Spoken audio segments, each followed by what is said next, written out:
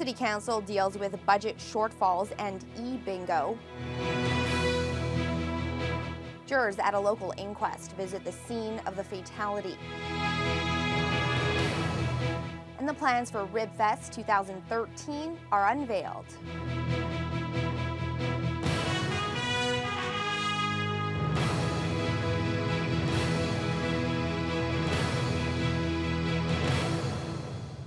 Good evening and thank you for joining us. Well, trying to find additional savings in Thunder Bay's budget each year is only going to get more challenging, according to the city manager. Over the past few years, nearly $6 million has been trimmed from approved budgets. Some are now wondering how to cut $1.5 million a year without cutting services. Dennis Ward has more. Councillor Paul Pugh commended the city manager and staff for finding savings in the past few approved budgets, but he felt the $1.5 million a year target was arbitrary. In some cases, it sets the city up to failure, because if we are successful in being efficient, it means that next year it's going to be even harder to reach those targets. So far, the reductions have included the closure of a golf course, selling off some property, and many smaller cuts. Councillor Rebecca Johnson wondered when more drastic measures would be necessary to find extra money. When do we get to the point of saying we are going to reduce services and we might have to look seriously at user fees? That's going to happen. In this case, something like overtime. You know, if we can manage it better, if we're not having the fire department having to rely on, as an example, overtime, then we believe we can get by without affecting services. The city manager will try again next year to find a further $1.5 million in savings from the budget. It will then be up to the next council to decide if the corporate review process continues. Meanwhile, administration is projecting a budget shortfall of roughly $2.5 million for 2013. The overrun is mostly related to snow removal and legal fees. Councillor Aldo Roberto says he isn't concerned. You know, we're doing great. The press is sitting there, they're writing this all down, they're taking it all down. They're going to be saying, you know, all hell's breaking loose. That's what they've been saying so far. So I hope they report this, that, you know, the last 7 years we've always been in a surplus position. By law, municipalities in Ontario cannot run a deficit at the end of the year. Dennis Ward, TBT News. A new form of many people's favorite game will be coming to Thunder Bay in just a few months. Thunder Bay Community Bingo has entered into an agreement with Ontario Lottery and Gaming to provide e-bingo in the city. In the past 25 years, the organization has persevered while other bingo operations have had to close their doors. The manager says this new agreement will keep them alive and supporting local charities. Thunder Bay Community Bingo has raised more than $25 million for 70 charities over the past 25 years. But they've seen many cuts to revenue in that time, with the addition of a casino in the city and a smoking bylaw that hurt their bottom line. Manager Iris McCoy-Slongo told City Council last night that change is needed to keep the operation going. We have done extensive projections based on our revenue trends, and if the current rate of decline continues, we will be forced to close our doors within the next 4 to 5 years. Without this funding raising venue, our 70 charities and non-profit organizations will be forced to seek funding from the City of Thunder Bay and the Province of Ontario or cut their services. Council unanimously gave its support to the agreement with OLG. The state-of-the-art technology and new products are expected to increase revenue streams and players. The vote means the organization will move ahead with its plans to relocate from the CLE grounds. They're looking to create a new gaming center where the Tonic nightclub is currently located next to the Super 8 motel. The new gaming systems are expected to be in place by mid-March of next year. Day 2 of the inquest into the 2011 death of 24-year-old Gustavo Argueta continued today. Jury members were taken to several locations to help show the scene of the accident more clearly. Argueta's sisters went along to the sites and say it's been a hard couple of days for the family. Courtney Rutherford reports. For this to happen, for them to come to say that, you know, it was someone did something to the machine and that probably was causing the problem, it's not right. Rosa Argueta is the sister of 24-year-old Gustavo Argueta, who died after the boom lift he had been operating at Mackenzie River Bridge construction site tipped over. A coroner's inquest saw jury members taken to Hertz Rental Company to look at a similar lift that Argueta was using that day. Following that, they were taken to the site where the incident occurred. After surveying the area, the family was able to lay flowers. Rosa says it's been an emotional couple of days. I don't think my brother did anything to that machine, you know. Why would he want to take his life? To me, it seems like they're trying to say that that's what happened. And it's not like that. The machine belonged to Hertz and at the time was rented by Terra North Construction Company. The lift comes with an alarm that flashes and beeps when the machine is on a slope with an angle greater than 4.5 degrees. After the incident, the machine had spray foam in the alarm and the wires had been disconnected. Rosa hopes the incident will be an eye-opener for future construction companies. It's very hard. It's been 2 years, but it seems like it was yesterday. So I hope they actually do something about they change, you know, the way of training new people, the new employees, especially young guys, you know, because they're full of life. More information on the incident will be brought forward in the coming days. A total of 15 witnesses will have testified by the time the inquest wraps up on Friday. Courtney Rutherford, TPT News. An apparent overcrowding problem in Ontario's jails and correctional centres is not being seen here in Thunder Bay. Statistics released by the Ministry of Community Safety and Correction show that last year, nearly half of the province's 29 jails held more prisoners than they were designed for. The numbers show the Thunder Bay Correctional Centre on Highway 61 had 117 inmates on an average day last year, but it has a capacity for 164. That works out to about 71% of capacity, a figure that has remained fairly consistent over the past 5 years. Over at the district jail, the capacity is 130, and the average number of inmates last year was 127. The jail was slightly over capacity in 2010 and 2011. Across Ontario, there was an average of 8,800 people behind bars last year, with provincial jails at 96% capacity. The provincial government says it's stepping up to the plate for the Experimental Lakes area. The province is offering up $2 million a year to keep the facility open. But the clock is ticking for the ELA as discussions continue between the province, the federal government, and Manitoba. And concerned parties now say it's up to the feds to seal the deal. Nate Jones reports. In 1 month, the agreement between the province and the Department of Fisheries and Oceans, who operate the ELA, will expire. And once again, the facility may close. M&R Minister David Orzetti says talks are taking place with the federal government over liability issues associated with the lakes. The province of Manitoba is also involved, as it will have a role to play in the future operation of the facility. The Winnipeg-based International Institute for Sustainable Development receives $1 million a year from that government. The IISD and the federal government signed a deal 3 years ago to have the institute take over the ELA. MP Bruce Heyer applauds the province for its $2 million annual commitment and says the fate of the ELA now lies with the feds. The province is doing a good job on this one. They're stepping up to the plate. They really see the value in the ELA. They want to save it. And so now the ball is in the Conservatives' court and in Minister Rickford's court. And we're going to find out now whether they really believe in science. The Council of Canadians believe the biggest issue for Ottawa is a lease contract with Ontario.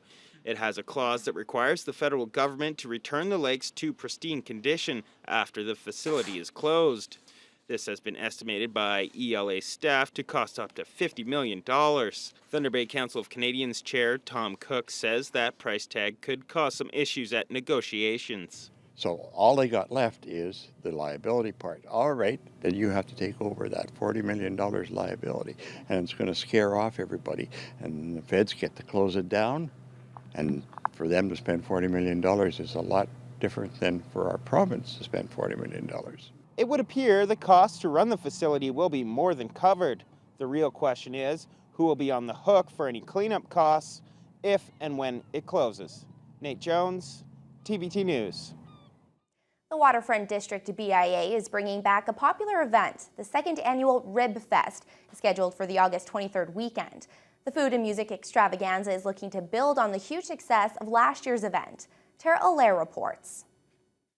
Ribfest will once again bring together 4 ribber teams eager to compete for the Best Ribs title and feed up to 20,000 hungry people.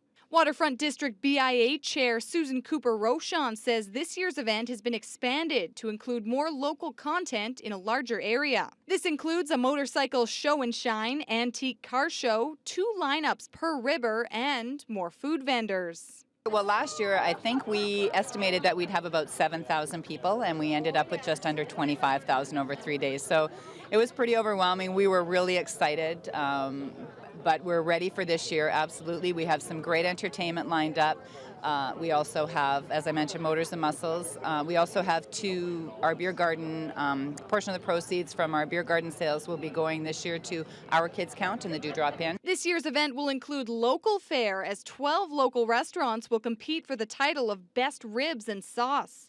Rooster's Bistro owner Jim Camuzzi says including local flavor in the competition will help increase attendance and business in the Waterfront District. He tried out the OLG Casino's ribs at today's news event and gave us his take on what exactly makes the best ribs. Coming from an Italian background, a slow, long cook and the meat falling off the bone. The OLG did a hell of a job on their ribs here today, but I'm not sure that that's their best product. I think that they're holding back on us, and I think you're going to see some pretty stiff competition come Rib Fest weekend. The 3-day event will also feature a visit from Restaurant Makeover's Chef Corbin. Live music and games and activities for kids of all ages will be on site. Ribfest kicks off August 23rd in the Waterfront District. The event is free to the public. Tara Allaire, TBT News. The Thunder Bay District Health Unit has issued a swimming advisory for the main beach at Chippewa Park. Although the advisory does not close the beach or prevent people from swimming, high levels of E. coli bacteria can have adverse effects on swimmers. More information can be found on the health unit's website as to the state of local beaches. Camp Quality got a boost from a group of local car fanatics. The Thunder Bay District Car Club teamed up with other car enthusiasts this year for the annual poker run. The scavenger hunt style race was held in June, and now the proceeds have been tallied and handed to Camp Quality. A whopping $14,000 was given to Camp Quality last night. The money will give kids suffering from cancer the chance to spend 1 week at Camp Duncan on Loon Lake. It also helps support the nearly 75 staff who work on site with the children. Camp Quality needs $100,000 a year in donations to keep running. Camp Quality's Linda Laurie says she's extremely grateful for everyone who participated. This is an incredible boost for us. That's just a huge amount of money to receive from one group of people that have, held an event for us. Any charity to me that deals with kids, any type of kids' disability, it grabs the purse strings of my heart. That's one important thing there.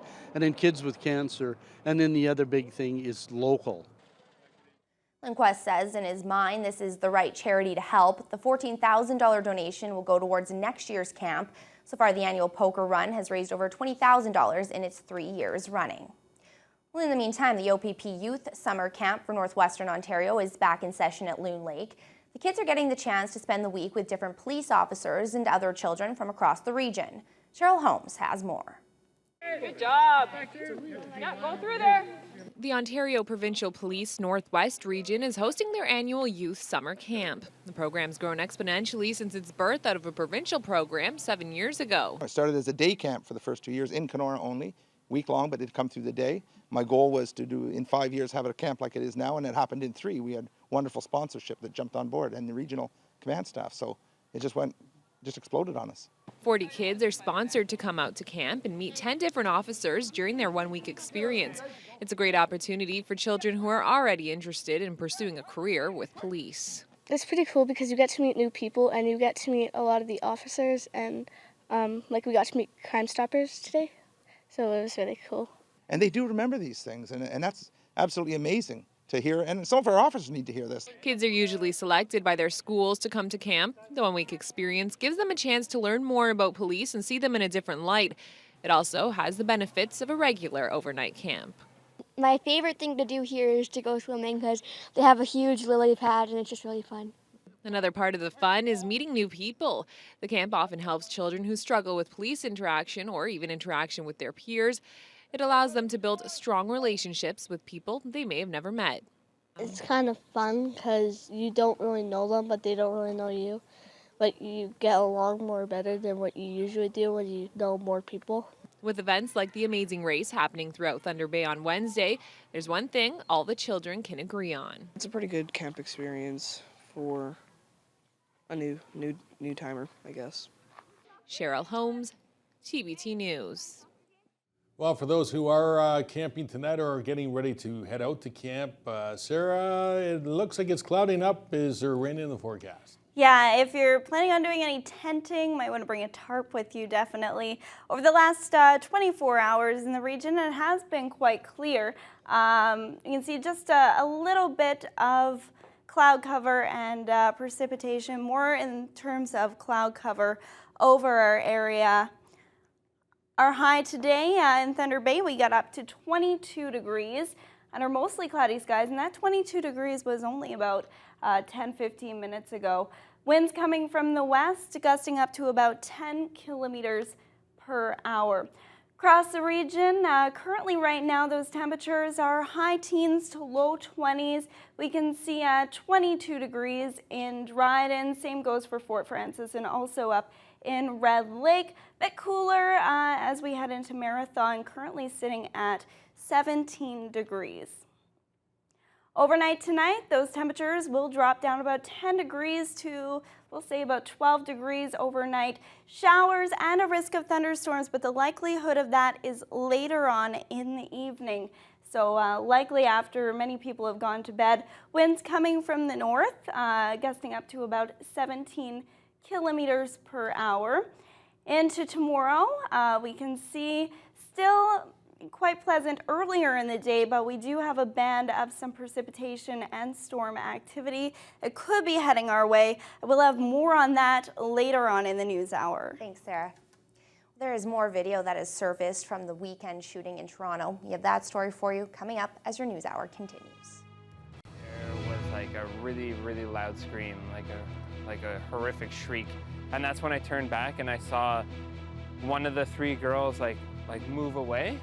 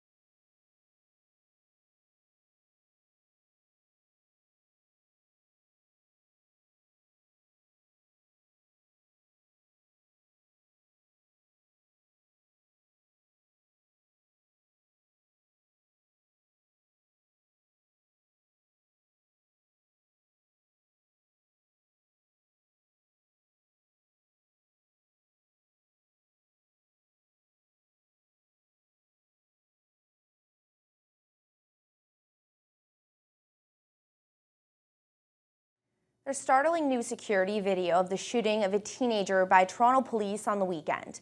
Here's Ron Charles with the latest developments. Aaron Lee Hill says he was the last passenger to leave the streetcar on which Sami Yatim confronted police. I was standing like this talking to my girlfriend the whole time. Lee Hill had his bike with him and was talking to his girlfriend in the middle of the streetcar. There was like a really, really loud scream, like a horrific shriek.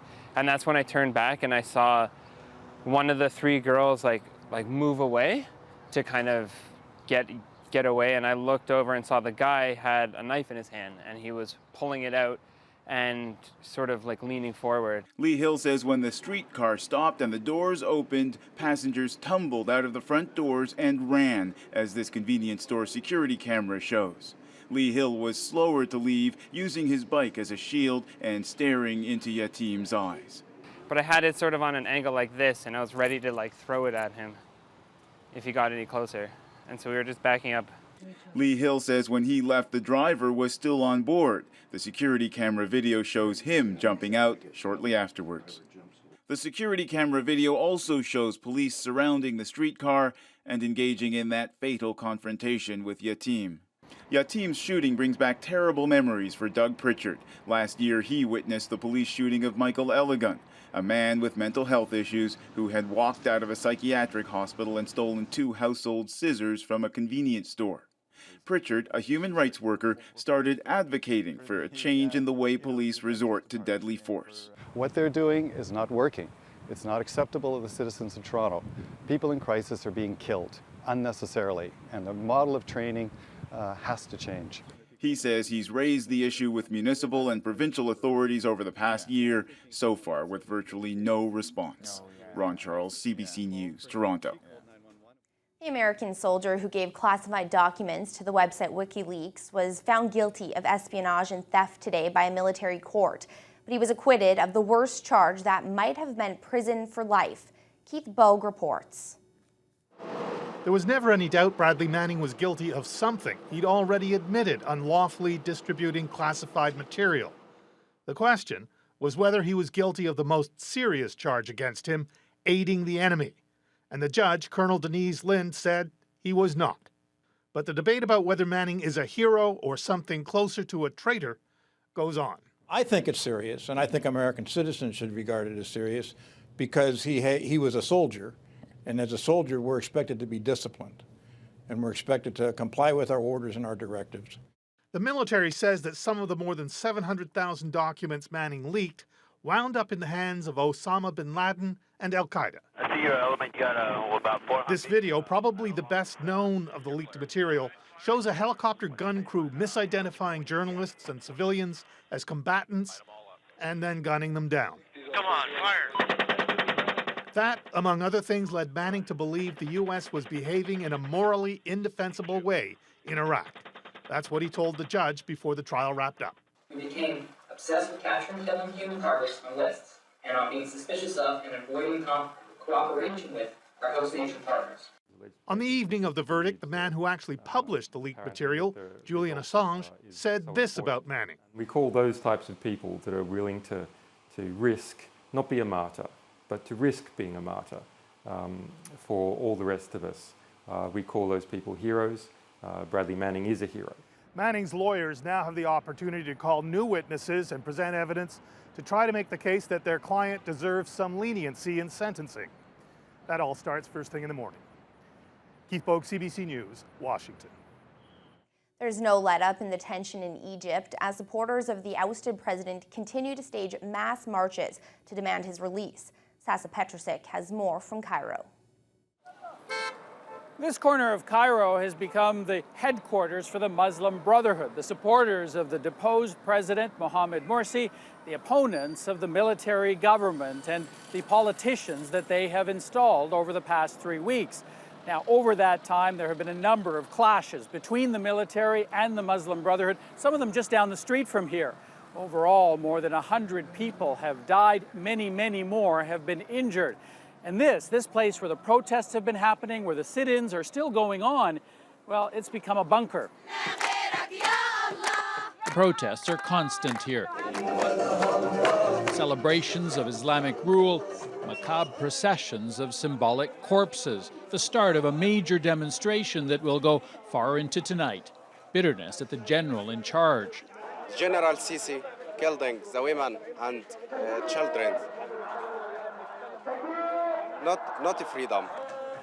There is no freedom for Morsi either. He's been held at a secret military base where the EU's top diplomat, Catherine Ashton, was taken late last night, the first outsider to see him since he was deposed. He's in good health. He was in good humour. We had 2 hours together. He'd been told about half an hour before I arrived that I was coming. He was, I think, pleased to see me because I know him. Several European countries have called for Morsi's release. But today, Egyptian officials said that can't happen since he's been charged with a number of crimes, including murder. They've also threatened to clamp down further on Brotherhood demonstrations and sit-ins. I still hope once we lower the temperature, once we contain, the violence, then there will be room for a peaceful way to disband demonstration. Even here at the sit-in, there are some who see that may be the only way forward. The question now is, can there be a political solution, a negotiated one, before there's more violence and more Egyptians end up dying? Sasha Petrusik, CBC News, Cairo. In Ottawa, some of Canada's foreign service workers were on the streets today. They're trying to draw attention to an ongoing labor dispute. Hannah Thibodeau has the latest. After weeks of job action, foreign service workers took their dispute to the office of the Prime Minister. I'm deployable. I can get sent anywhere in the world within 24 hours. That's part of my job, which is great, but we want to be able to make the same amount of money as other people. The union says the biggest issue is wages.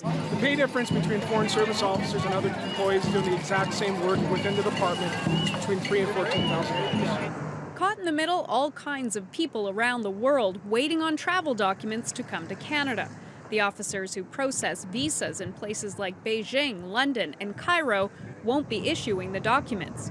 International students, business people, and temporary foreign workers are being affected. The foreign service workers stepped up their job action by walking off the job on Monday. The federal government says they have hired temporary staff for all of the offices, that they're open and providing service, but to expect significant delays. The union claims the 15 busiest visa processing centers worldwide have slowed to a trickle. The impact on the tourism, education, and the agricultural industry will be severe, and it is mounting. In effect, this is like retail clerks striking at Christmas time. Tourism associations say the strike could cost the industry at least $280 million this summer. When you tell a tourist, a potential traveler, that at best they're going to wait up to 6 weeks to get a visa to come to Canada, and at worst we don't know if you're going to be able to get a visa to come to Canada, they'll make other decisions. So far, there is no sign that the two sides are close to a resolution, and no talks are scheduled. Hannah Thibodeau, CBC News, Ottawa. 7 children are dead in northern India after a school bus collided with a truck. The crash happened when the bus tried to overtake the truck. More than 24 children were rushed to hospital, some with serious injuries. Police are now looking for the bus driver, who has reportedly gone on the run. People in Ottawa don't see this every day. Oh my God, look at it! A strange cloud formation appeared during a sudden storm in the capital yesterday. This video, taken from a viewer's apartment, shows the funnel moving closer to the ground. Environment Canada confirms it was a funnel cloud or a small tornado called a microburst. Let's take a look at the markets. In Toronto, the TSX fell 87 points to 12,581. The Dow slipped a point and a half to 15,520. The Nasdaq gained 17 points to 36.16. And the Canadian dollar dropped 0.4 of a cent to $97.07 US.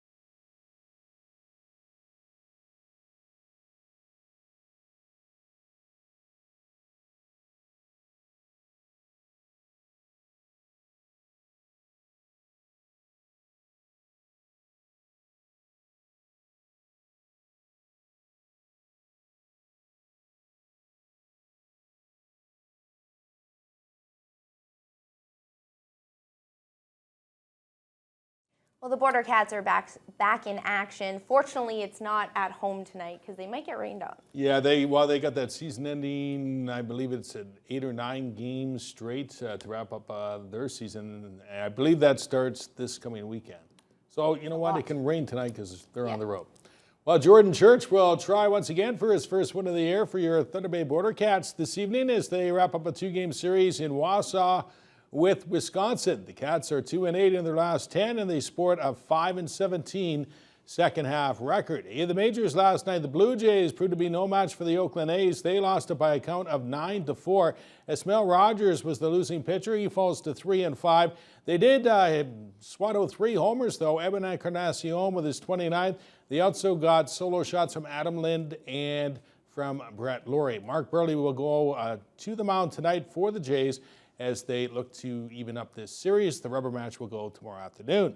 Meantime, your Thunder Bay Chill will face the Victoria Highlanders in the PDL semis in Austin, Texas, Friday night at 6 o'clock. The Chill have been to the Final Four 2 of the past 3 years. We'll have a preview on their chances on the late edition. Hockey news, the Toronto Maple Leafs have avoided arbitration with defenseman Mark Fraser, giving him a new 1-year deal worth almost $1.3 million. San Jose has locked up center Joe Pavelski with a 5-year contract extension worth $30 million. And the Winnipeg Jets inked their best defenseman, Zach Bogosian, to a new 7-year, $36 million contract. The restricted free agent says he wasn't going anywhere. I made it clear since my first time being in Winnipeg, it was obviously a place that I wanted to be for a long time. And, I'm just real happy that Winnipeg believed in me and kind of, gave me another chance to kind of prove myself. I didn't exactly have the best start of my career at Atlanta, and obviously moving up to Winnipeg gave me a new chance to play in a hockey market and play in a hockey town that really I enjoyed playing in front of. So that's kind of where the term came in. It was definitely, a no-brainer for me to want to stay there for time. The International Ice Hockey Federation has suspended Swedish defenseman Alexander Edler for 2 games at next year's Sochi Winter Olympics for his knee-on-knee hit at last spring's World Hockey Championships on Canada's Eric Stahl. And Week 5 in the CFL comes to a close at the Rogers Centre tonight. Zach Collaros makes his first ever start at quarterback for the Boatmen against BC. The Lions, they're a loose bunch, giving new meaning to the 2-minute drill. This 2-minute drill is called How Well Do You Know Your Offensive Line? Where was Patrick Kabongo born? The Republic of Congo. Zaire. Well, I was wrong. Where did he go to school? University of Nebraska. Matt Norman, his favorite movie is? Thor? Dumb and Dumber. So you're telling me there's a chance? Yeah! Fair enough. Smart guys like Dumb and Dumber. That makes sense. Ben Archibald has triplets. Can you name all 3 of them? Nope. Oh, they're all blonde girls. I can tell you that. Tessa, Ashlyn, Kylie. Yeah. Ring a bell? Yes, Ashlyn has. I could remember Ashlyn, but I couldn't remember all 3. Ashlyn has drawn me a couple little pictures that were on our fridge for a little while. So yeah, Kylie, that's the one I forget. His favorite TV show? Jovan's? Family Guy. Fresh Prince of Bel-Air. Oh, Fresh Prince. Oh, that's a great one. Now this is a story all about how my life got flipped, turned upside down. Angus Reid, do you know what, he grew up here obviously, his high school and his university, do you know? Vancouver College, SFU Clan. Dean Valley owns a business, do you know what it's called? Big Lug Disposal. Oh yeah. Javon's favorite rapper. Jovan's favorite? Eminem. Young Jeezy. Okay. That's the one you have that CD, right? Yeah, no, that's on my iPod now.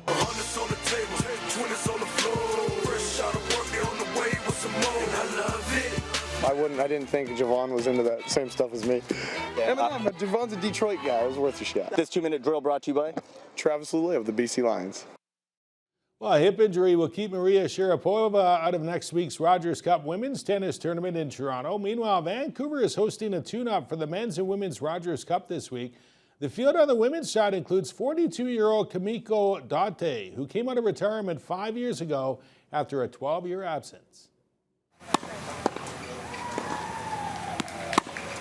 Although Kamiko Date Crum is one of the oldest players on tour, she still considers herself young at heart. Sure, she hears comments about her age all the time, but if anyone is going to poke fun about it, she'll usually do it herself. I'm just talking to make the joke, and how old are your mother? Always, not how old are you? Oh, I know they are so young, so how old is your mother? Sometimes younger than me. Mother is younger than me, still younger than me, so we are laughing a lot. Well, actually, it's amazing at that age to play against younger girls and like double her age. I mean, she works hard. She has a lot of experience. Yeah, it's an exception because it doesn't happen often. It's quite remarkable for her to still be playing at the age of 42, but it's even more extraordinary considering she returned to the sport after a 12-year break. Her first stint as a pro didn't go so well. Date Crum was not having fun while playing on tour. She was lonely and hated to travel. So she decided to retire in 1996 at the age of 26. I was young, but difficult to understand everything because always Japanese media put on the pressure all the time, and then because that time not so many athletes on the sports. While away from the sport, Date Crum did some coaching, worked as a tennis commentator, and also found time to get married. But she always had the urge to return to the courts one day, and that happened when she was 37, the age most players usually call it a career. Players coach talking to me, which one is more strong, do you think? 90s or now? And everybody saying now it's more stronger than before. So very difficult to compare, but yeah, everybody thinks it's now is because I'm enjoying more. And that's all that matters. She isn't sure how long she plans to keep playing, but for those who say Date Crum is getting older, she prefers to use the word wiser. The Canadian Senior Little League Championships open at Baseball Central tomorrow. Thunder Bay will play its first game against Lethbridge, Alberta that night, and it all starts at 6:30. Now stick around for the plays of the week. Turner hits one in the air, left center field. Long run for Hayward. He dives. Oh! He made the catch, and the ball game is over. Gardner on his horse, still going back, dives and makes the catch. Cha-ching, pal. That ball is gone. A home run for Derek Jeter. He comes back in dramatic fashion. Echeverria. What a play by Donaldson. There's superheroes, and then there's that. Oh, what a catch by Chad Simpson. On the ground up the middle, ranging is Escobar, but he will flip to second for one. Barehanded to bare hand, and it's a double play. Talk about clutch. Catch that ball? He did. He came down with that ball. And Hill with a foul fly. And Gillespie caught it. I hope he's all right. And he hits this a ton to center field. Back at the wall, looking up. And he got it. What a play by Robinson. The mustache thing is really catching on here. But off the end of the bat, coming in his Barnes. He dives. And he caught it. Left center field. Venable makes the catch. Oh, my. Marte hits it hard. Unbelievable stop. Lombardozzi to end the inning. Parra backing up at the track at the wall. And Geraldo Parra has got it. H to the Izzo, B to the Izzy. That's your song. This cross in. Wait a man. The wait is over. Toronto FC's winless streak comes to an end. Right field backing up Chavez on the track at the wall. This time he makes the catch. Kerry Coke finds a crease into the open field. Kerry Coke with White trying to angle on. He won't run the kicker.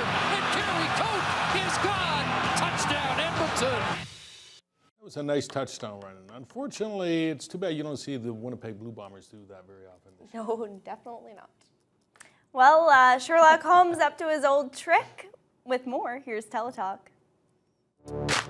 Tonight on Global Thunder Bay, starting at 8, it's NCIS. And a soldier with PTSD is the only key to finding a terrorist on U.S. soil.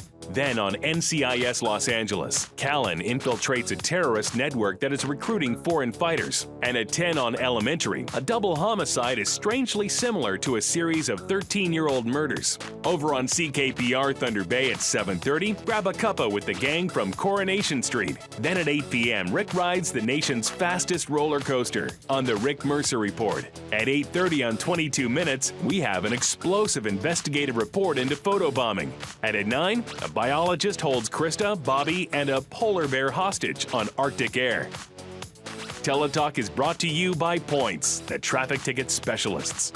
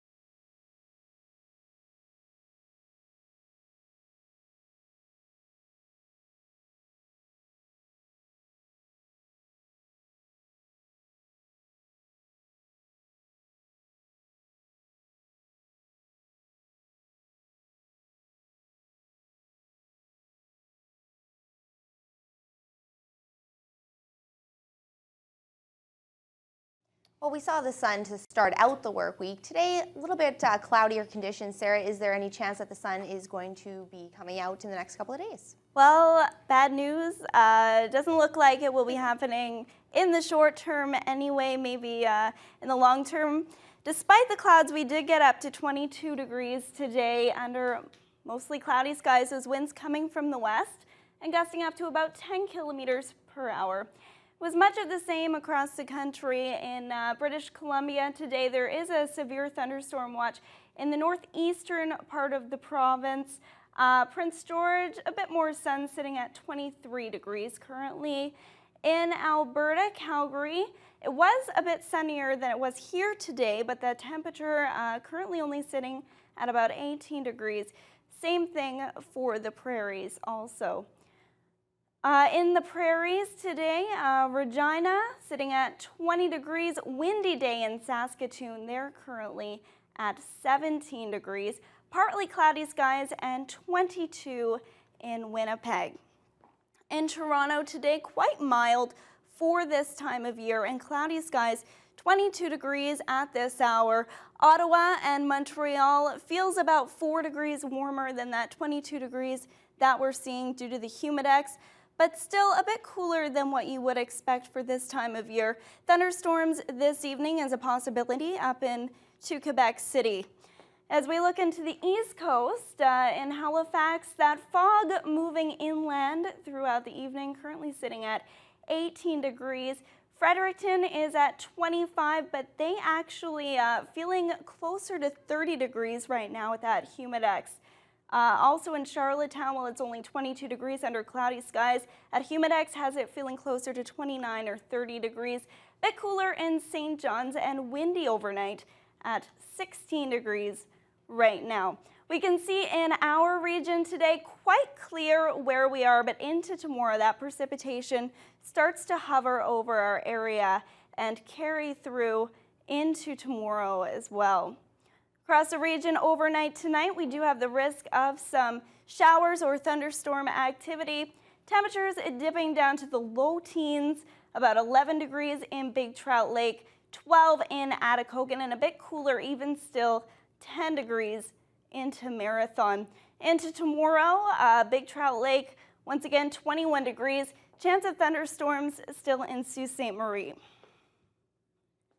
Thunder Bay at this hour, we're at 21, so we're about a degree cooler than our high for today under partly cloudy skies. Winds coming from the south up to about 14 kilometers per hour. Overnight tonight, your low dropping down to about 12 degrees. Showers or thunder showers late into the evening, so we probably won't be seeing those until closer to bedtime or after most people have already gone to bed. Winds shifting to the north up to about 17 kilometers per hour. To start off your day tomorrow, mostly cloudy skies. We won't see any wet weather until about noon, where a thunderstorm is possible, and about 18 degrees. By about 4 o'clock, thunder showers are a possibility, and a high of about 21 degrees. For the rest of the week, we can see clearing a little bit, but still some showers on Thursday with a high of 23. Friday, a mix of sun and cloud, also 23, and that low 20 temperature continues into the weekend, but mostly sunny skies on Saturday. Few clouds still likely moving into Sunday to wrap up your weekend, and about 22 degrees. So it looks like we do have some wet weather forecast, but it's not a lot. It is July, so people probably are hoping for a bit warmer temperatures than what you are seeing in the past couple of days, but that is your weather forecast.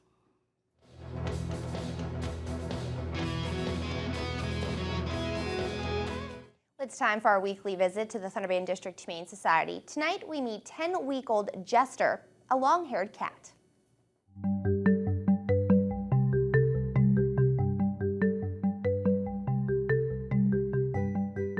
Hi, this week's Humane Society Pet of the Week is a little guy who happens to be a real handful. His name is Jester. He is a 10-week-old domestic longhair who is a very entertaining little guy. He was found as a stray. He has made his presence known here at the Humane Society. He likes to hang out with the puppies, play with the cats. He loves it when the kids visit, and he's very amusing for the adults. This is a guy who is full of spit and vinegar and is going to make his place in the world, but he wants to make it with you in your home. So if you have the time for kind of an amusing little guy, come meet Jester today. Your Pet of the Week has been brought to you by Thunder Pet. Expert advice and high-quality pet food within your budget. What a cute little guy. Well, after the break, we have a new addition to a bicycle that you probably haven't seen before. We'll show you that coming up next.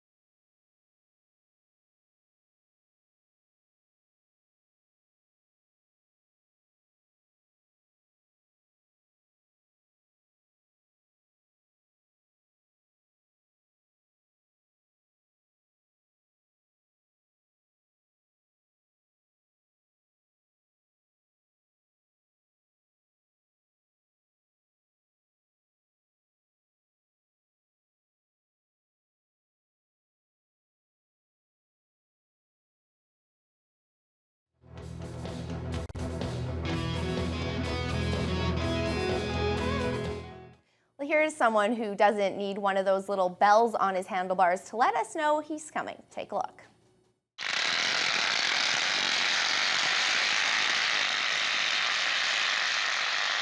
All right, well, here's the latest innovation. The bubble wrap bike is created by comedian/inventor Eric Buss, and it's gaining quite a bit of traction. The video has racked up over 400,000 views in just 3 days. I don't get it. You know, I questioned it, and then you said comedian, so yeah. Then I kind of got his motive there. I don't think Eric's had very many gigs lately to come up with something like that. Well, he's getting a lot of attention now. We're going to recap our top story. Well, City Council discussed the budget shortfalls last night, and Council is now wondering how to cut $1.5 million a year without cutting services. In the Thunder Bay Chill leave for Austin, Texas. They get ready for the PDL semifinal. They'll take on the Victoria Highlanders Friday night. We'll have a preview coming up on the late edition. And these mainly cloudy skies that we've been experiencing will continue overnight tonight with a chance of showers and thunder showers as well. Much of the same into tomorrow is what you can also expect for your wake-up weather. Thank you so much for joining us this evening. We'll see you again tomorrow.